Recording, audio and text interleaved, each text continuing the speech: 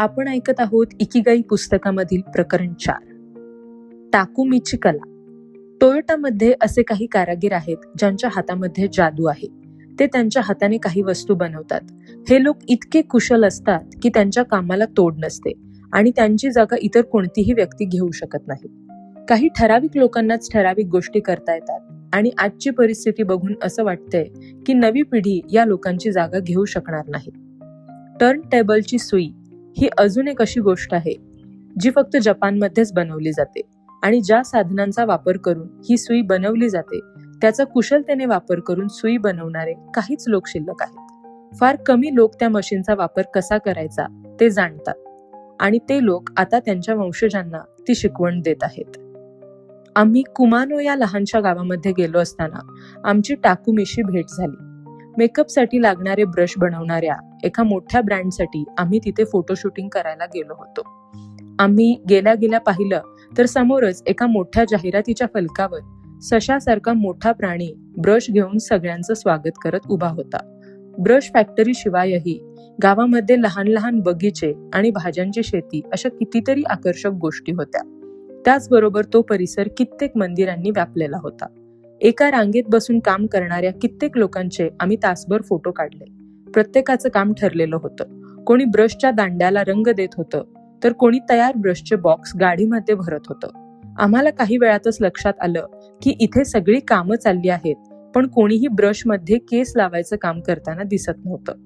आम्ही याविषयी विचारणा केली आणि कित्येक जणांना विनंती केल्यानंतर एका कंपनीच्या अध्यक्षांनी हे काम कसं चालतं हे दाखवायची तयारी दर्शवली. त्यांनी आम्हाला फॅक्टरीच्या बाहेर बोलावलं आणि कारमध्ये बसायला सांगितलं. काही मिनिटांनी गाडी एका लहानशा घरापाशी आली आणि आम्ही पायऱ्या चढून वर गेलो. त्यांनी दरवाजा उघडला आणि आम्ही एका लहानशा खोलीमध्ये गेलो. त्या खोलीला बऱ्याच खिडक्या होत्या आणि त्यामधून भरपूर नैसर्गिक उजेड आत येत होता. त्या खोलीच्या मध्यभागी एक महिला मुखवटा घालून बसली होती. आपण फक्त तिचे डोळेच बघू शकतो असा तो मुखवटा होता. आम्ही पाहिलं तर ती महिला ब्रशसाठी एक केस शोधण्यात मग्न होती. ती कात्री, कंगवा आणि इतर साधनांच्या आधारे पटापट त्या केसांचे भाग करत होती. त्यांच्या गुणवत्तेप्रमाणे त्यांना विभाजित करत होती. ती तिच्या कामामध्ये इतकी मग्न होती की तिला आम्ही आल्याचा पत्ताच नव्हता. आम्ही बघितलं तेव्हा आमच्या लक्षात आलं की तिच्या हालचाली इतक्या जलद होत्या की लक्षपूर्वक बघूनही ती नक्की काय करत होती हे समजणं कठीणच होतं. कंपनीच्या अध्यक्षांनी तिला आम्ही आलो असल्याची कल्पना दिली आणि आम्ही तिचे काम करतानाचे फोटो घेणार आहोत हेही सांगितलं. आम्ही तिचा चेहरा बघू शकलो नाही पण तिच्या डोळ्यातील भाव आणि आवाजातील उत्साह बघून आमच्या लक्षात आलं की ती हसत असावी. ती तिच्या कामाविषयी आणि जबाबदारींविषयी बोलताना आनंदाने सांगत होती. तिच्या हालचाली टिपण्यासाठी आम्हाला कॅमेऱ्याच्या वेगवान शटरचा उपयोग करावा लागला. तिचे हातवारे आणि साधनांचा वापर हे सगळं मोहून टाकणारं होतं. बघता बघता ती सगळ्या पसाऱ्यातून योग्य गुणवत्तेचे केस वेगळे करत होती. कंपनीच्या अध्यक्षांनी आम्हाला सांगितलं की जरी हिला आम्ही एका वेगळ्या जागी दडवून ठेवलं असलं तरीही ही कंपनीची अत्यंत महत्वाची व्यक्ती आहे. या कंपनीतील प्रत्येक ब्रशचा प्रत्येक केस हिच्या हातातूनच गेलेला असतो. स्टीव्ह जॉब्स यांची जपान भेट. ॲपलचे सहसंस्थापक स्टीव्ह जॉब्स हे जपानचे मोठे चाहते होते. त्यांनी 1980 साली सोनी कंपनीला भेट दिली आणि जेव्हा त्यांनी ॲपल कंपनी सुरू केली तेव्हा सोनी कंपनीमध्ये वापरल्या जाणाऱ्या कित्येक कार्यप्रणाली वापरल्या. त्याचबरोबर जपानचा साधेपणा आणि तिथल्या क्योटोमधील पोर्सलेन नावाच्या सिरॅमिक सारख्या पदार्थाने बनलेल्या भांड्यांच्याही ते मोहात पडले होते. युकिओ शाकुनागा या तोयामामधील कलाकाराचे ते मोठे चाहते होते. या कलाकाराला इत्सू सेतोयाकी ही फार कमी लोकांना माहिती असलेली कला अवगत होती. क्योटोमध्ये असताना जॉब्स यांना शाकुनागा यांच्या प्रदर्शनाविषयी माहिती मिळाली. त्यांनी लगेच ओळखलं की इथे नक्कीच पोर्सलेनच्या भांड्यांविषयी काहीतरी महत्त्वपूर्ण पाहायला मिळणार. त्यांनी तिथून काही कप, ताटल्या, गुलदस्ते आणि ताटं विकत घेतली. एका आठवड्यात त्यांनी 3 वेळा त्या प्रदर्शनाला भेट दिली. जॉब्स त्यानंतर कित्येक वेळा या प्रेरणेच्या शोधात जपानला आले. त्यांनी शाकुनागाचीही भेट घेतली. असं म्हणतात की जॉब्सना त्यांच्याविषयी, विशेषतः त्यांच्या भांडी बनवण्याच्या प्रक्रियेविषयी कित्येक प्रश्न होते. ते कोणतं मटेरियल वापरतात याविषयीही त्यांच्या मनामध्ये उत्सुकता होती. शाकुनागाने त्यांना सांगितलं की ते पांढऱ्या रंगाचं पोर्सलेन वापरतात, जे त्यांनी डोंगरातील विविध भागांमधून स्वतः शोधून आणलेलं असतं. अशा प्रकारे कच्चा माल शोधून आणून या प्रकारच्या साहित्यामधून भांडी बनवणारे ते एकमेव कलाकार आहेत. हे ऐकून जॉब्स इतके प्रभावित झाले की ज्या डोंगरावरून शाकुनागा कच्चा माल आणतात तो डोंगर पाहायला जायची इच्छा त्यांनी व्यक्त केली. जॉब्सना हे सगळं ऐकून कौतुक वाटलं, पण त्यांना तेव्हा जास्तच आश्चर्य वाटलं जेव्हा त्यांना हे समजलं की ज्या डोंगरावरून शाकुनागा ते साहित्य आणतात तो डोंगर जवळपास नसून लांब आहे. त्या डोंगरापर्यंत पोहोचायला त्यांना रेल्वेने 4 तास प्रवास करावा लागतो. जॉब्स यांच्या मृत्यूनंतर जेव्हा शाकुनागाची मुलाखत झाली होती तेव्हा ते म्हणाले की ज्या माणसाने फोन बनवला त्या माणसाने माझं काम गौरवलं याचा मला अभिमान आहे. त्यांनी हेही सांगितलं की जॉब्सनी त्यांच्याकडून 12 कपांचा एक सेट विकत घेतला होता. जॉब्सनी त्यांना काहीतरी नवीन आणि विशेष बनवायला सांगितलं होतं. त्यांना आवडेल असा कप बनवण्यासाठी शाकुनागाने 150 प्रकारचे कप बनवले आणि त्यातील जो सर्वोत्तम वाटला त्या प्रकारचा 12 कपांचा सेट बनवून जॉब्स यांना पाठवला. जपानमध्ये एकदा येऊन गेल्यानंतर जॉब्स जपानची कारागिरी, इंजिनिअरिंग, विशेषतः डसोनीमधील तत्वज्ञान म्हणजे झेन आणि खाद्य संस्कृतीच्या सुशी प्रेमात पडले होते. अत्याधुनिक साधेपणा. विचार करण्यासारखी बाब ही आहे की जपानमधील कलाकार, इंजिनियर, झेन तत्वज्ञानी आणि खाद्य संस्कृतीमध्ये कोणता समान धागा आहे. साधेपणा आणि तपशीलवार सखोल लक्ष. हा आळसामधून आलेला साधेपणा नाही, हा आधुनिकतेतून आलेला साधेपणा म्हणता येईल, ज्यामध्ये प्रत्येक जण आपापल्या इकिगाईप्रमाणे कोणत्याही कामामध्ये पूर्ण तन मन एकाग्र करून त्या वस्तूला प्रगतीच्या नव्या उंचीवर घेऊन जातो. स्किझन स्टिमहाली यांच्या मते जर आपल्याला कायम फ्लोमध्ये राहायचं असेल तर कायम एखादं अर्थपूर्ण आव्हान आपल्या समोर असायलाच हवं. झिरो ड्रीम्स ऑफ सुशी या वास्तविकतेवर आधारित चित्रपटामध्ये टाकुमीचं अजून एक उदाहरण दाखवलं आहे. या चित्रपटामध्ये दाखवलेलं उदाहरण किचनशी संबंधित आहे. त्यामधील प्रमुख पात्राचं टोकियोमधील गिंझा सबवे स्टेशन जवळ लहानसं सुशी रेस्टॉरंट असतं आणि तिथे तो गेली 80 वर्ष रोज सुशी पदार्थ बनवत असतो. तो आणि त्याचा मुलगा रोज नियमितपणे त्सुकिजी बाजारात जात आणि रोज चांगल्या प्रतीचे मासे निवडून आणत असत. त्या चित्रपटामध्ये असं दाखवलं आहे की झिरोकडे शिकणारा एक विद्यार्थी टामागो म्हणजेच पातळ आणि थोडंसं गोड ऑमलेट बनवायला शिकत असतो. तो प्रयत्नांची पराकाष्ठा करतो, पण काही केल्या त्याच्या ऑमलेटला झिरोची पसंती मिळतच नाही. तो कित्येक वर्ष प्रयत्न करत असतो आणि प्रयत्नांची पराकाष्ठा करून एक दिवस झिरोची पसंती मिळवतोच. तो विद्यार्थी प्रयत्न करायचं सोडून का देत नाही? त्याला रोज ऑमलेट बनवायचा कंटाळा येत नाही का?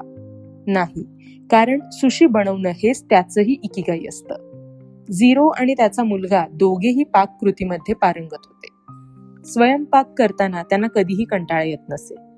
खरं तर ते कार्यमग्न होऊन फ्लोच्या अवस्थेमध्येच पोहोचत. ते जेव्हा स्वयंपाकघरात असायचे तेव्हा ते प्रचंड आनंदी असायचे. याचं खरं कारण होतं की तेच त्यांचं इकिगाई होतं. त्यांना कामामध्ये इतका आनंद मिळायचा की ते वेळेच्या पलीकडे निघून जायचे. पिता पुत्राच्या चांगल्या नातेसंबंधांबरोबरच त्यांच्या आनंदाचं अजून एक कारण होतं त्यांच्या कामाच्या ठिकाणचं शांत आणि उत्साही वातावरण, ज्यामुळे ते त्यांच्या स्वयंपाकघरात एकाग्रतेने काम करायचे.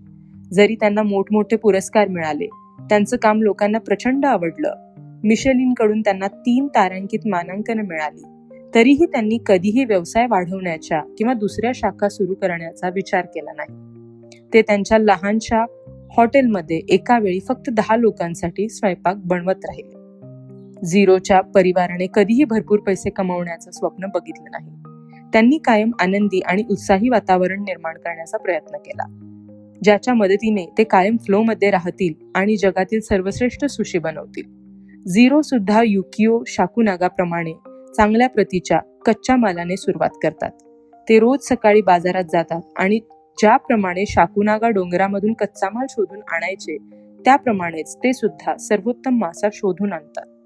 जेव्हा ते कामाला सुरुवात करतात तेव्हा ते दोघेही त्यांच्या कामाशी एकरूप होतात. कामाशी झालेल्या या एकरूपतेमुळे ते फ्लोच्या अशा अवस्थेमध्ये पोहोचतात ज्याला जपानमध्ये फार महत्व आहे. शिंटोइझम असं मानतं की जंगल, झाडं आणि वस्तूंमध्ये कामी म्हणजेच ईश्वराचा अंश असतो. जेव्हा कोणतीही व्यक्ती, मग ती कलाकार असेल, इंजिनियर असेल किंवा आचार्य असेल, त्या व्यक्तीची जबाबदारी असते की तिने त्या चैतन्याचा आधार घेऊन त्यामध्ये जिवंतपणा आणायला हवा. यामुळेच कलाकार कलेशी एकरूप होतो आणि कार्यमग्नतेच्या अवस्थेमध्ये जातो. लोहार काम करणाऱ्याने लोखंडामध्ये असलेल्या निसर्गाशी, तर सिरॅमिकची भांडी बनवणाऱ्याने त्या मातीमधील चैतन्य ओळखून त्याच्याशी एकरूप व्हायला हवं. जपानमधील लोक निसर्ग आणि तंत्रज्ञानाला एकत्र आणण्यामध्ये पारंगत आहेत. ते निसर्ग विरुद्ध तंत्रज्ञान असं युद्ध होऊ न देता या दोन्हींचा एकत्रित फायदा घेऊ शकतात. गिबलीची शुद्धता. आज काही लोक असं मानतात की शिंटोची निसर्गाशी एकरूप होण्याची शक्ती कमी व्हायला लागली. याचा सर्वात मोठा आणि धाडसी टीकाकार म्हणजे हायाओ मियाझाकी, ज्यांनी स्टुडिओ घिबलीमधून कित्येक ॲनिमेटेड फिल्म्स बनवल्या, ज्यांना त्यांचा इकिगाई स्पष्ट होता. त्यांच्या जवळपास सगळ्याच चित्रपटांमध्ये आपल्याला माणसं, तंत्रज्ञान, विलक्षण कल्पना आणि निसर्ग पाहायला मिळतो. सुरुवातीला जरी हे सगळे एकमेकांविरुद्ध लढताना दाखवले, तरीही शेवटी ते एकत्र येतातच. स्पिरिटेड अवे या त्यांच्या चित्रपटामध्ये त्यांनी एका चैतन्याची कल्पना दाखवली आहे, जो कचऱ्याच्या माध्यमातून नदीतील प्रदूषणावर प्रकाश टाकतो. मियाझाकींच्या चित्रपटांचं वैशिष्ट्य म्हणजे तिथल्या जंगलांमध्ये व्यक्तिरेखा असतात, झाडांना भावना आणि रोबोटशी, पक्ष्यांशी मैत्री असते. राष्ट्रीय संपत्ती मानले गेलेले मियाझाकी हे पूर्णपणे त्यांच्या कलेमध्ये बुडून जातात. ते 1990 सालच्या सेलफोनचा वापर करतात आणि आजही त्यांच्या संघातील लोकांना हाताने चित्र काढायला सांगतात. ते त्यांच्या चित्रपटांचं चित्रीकरण कागद आणि पेन घेऊन करतात. कोणत्याही प्रकारचा कम्प्युटर न वापरता ते लहानातल्या लहान बारकाव्यांना कागदावर सादर करतात. गिबली स्टुडिओचं हे वैशिष्ट्यच म्हणायला हवं की जगातील हा एकमेव स्टुडिओ असा आहे की जो पारंपरिक पद्धतीने चालतो. याचं पूर्ण श्रेय दिग्दर्शक मियाझाकी यांना जातं. ज्यांनी गिबली स्टुडिओ पाहिला आहे त्यांना दर रविवारचं तिथलं एक दृश्य माहिती असतं. कोणत्याही रविवारी तुम्ही गेलात तर तुम्हाला दिसेल की तिथे एका कोपऱ्यामध्ये एक साध्या कपड्यातील माणूस एकटाच काम करत बसलाय.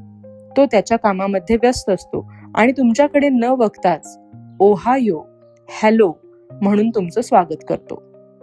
मियाझाकी यांना त्यांच्या कामाची इतकी आवड आहे की ते कित्येक रविवार एकटेच स्टुडिओमध्ये त्यांचं काम करण्यामध्ये आणि फ्लोमध्ये घालवतात, त्यांच्या इकिगाईमध्ये घालवतात. जे लोक तिथे भेटी द्यायला येतात त्यांना मियाझाकींच्या तापट स्वभावाची माहिती आहे, त्यामुळे काम करताना त्यांच्यामध्ये कोणीही व्यत्यय आणत नाही. 2013 मध्ये मियाझाकी यांनी निवृत्त होण्याची घोषणा केली. त्यांच्या निवृत्तीच्या स्मरणार्थ NHK टेलिव्हिजनने एक माहितीपट तयार केला, ज्यामध्ये त्यांच्या शेवटच्या काही दिवसातील काम करतानाचे क्षण दाखवले. त्यावेळी कित्येक जण फिरत असताना, मीटिंग करत असताना, हालचाल करत असताना, मियाझाकी मात्र एका कोपऱ्यात काम करत असताना दाखवले आहे. अजून एका दृश्यामध्ये डिसेंबर 3, जो जपानचा राष्ट्रीय सुट्टीचा दिवस आहे, त्या दिवशीही ते स्टुडिओ उघडून काम करत बसलेले दाखवले आहेत. मियाझाकी चित्र काढण्याचं थांबवूच शकत नाहीत. ज्या दिवशी त्यांनी निवृत्ती घेतली त्याच्या दुसऱ्याच दिवशी ते स्टुडिओमध्ये आले आणि एका कोपऱ्यात बसून चित्र काढायला लागले. त्यांच्या सहकाऱ्यांना काय चाललंय काहीच कळेना. त्यांचे चेहरे बघण्यासारखे झाले होते. एका वर्षाने त्यांनी असं जाहीर केलं की ते चित्रपट बनवणार नाहीत, पण जीवनाच्या शेवटच्या क्षणापर्यंत चित्र काढतच राहतील. जर एखादी व्यक्ती तिच्या कामाशी इतकी जोडली गेली असेल आणि प्रेरित असेल तर निवृत्त होऊ शकते का? एकांतवास. असे लोक फक्त जपानमध्येच आहेत असं नाही, तर जगभरामध्ये असे असंख्य शास्त्रज्ञ, कलाकार होऊन गेले जे त्यांच्या जीवनाच्या शेवटच्या क्षणापर्यंत कार्यरत होते. त्यांना जे काम आवडायचं ते काम ते त्यांच्या जीवनाच्या शेवटच्या दिवसापर्यंत करत राहिले. आईन्स्टाईनने शेवटचा श्वास घेतला त्याच्या आधी एक सूत्र लिहिलं, ज्यामध्ये जगातील सगळे फोर्सेस कसे एकत्र करायचे याची माहिती होती. ते शेवटच्या क्षणापर्यंत त्यांच्या आवडीचं कामच करत होते. जर मी शास्त्रज्ञ नसतो तर संगीतकार झालो असतो असं ते म्हणायचे. जेव्हा ते गणित किंवा भौतिकशास्त्राचा अभ्यास करत नसायचे तेव्हा ते व्हायोलिन वाजवायचे. सूत्रांचा शोध घेणं आणि संगीतात रममाण होणं हे त्यांचे 2 इकिगाई होते, ज्यांनी त्यांना असामान्य आनंद दिला. कदाचित हे लोक फार एकलकोंडे किंवा लोकांमध्ये जास्त न मिसळणारे वाटतात, पण खरं तर इतर कामांमध्ये स्वतःचा वेळ न घालवता ते त्यांना आनंद देणाऱ्या गोष्टींना वेळ देण्यासाठी जास्त उत्सुक असतात आणि इतरत्र वाया जाणारा वेळ वाचवत असतात. हे असे लोक असतात जे फ्लोचा त्यांच्या जीवनामध्ये असामान्य वापर करत असतात. अजून एक असंच उदाहरण म्हणजे कादंबरीकार हारुकी मुराकामी. ते फारच कमी मित्रांना भेटायचे आणि लोकांसमोर 2-4 वर्षातून एकदाच यायचे. जर कायम आपल्याला फ्लोमध्येच राहायचं असेल आणि इकिगाई साध्य करायचा असेल तर आपल्या आजूबाजूचं वातावरण शांत, सुरक्षित आणि व्यत्ययापासून लांब ठेवणं किती आवश्यक आहे हे कलाकारांना चांगलंच माहिती असतं. पुढील भागात आपण पाहू प्रकरण 4 मधील उर्वरित भाग.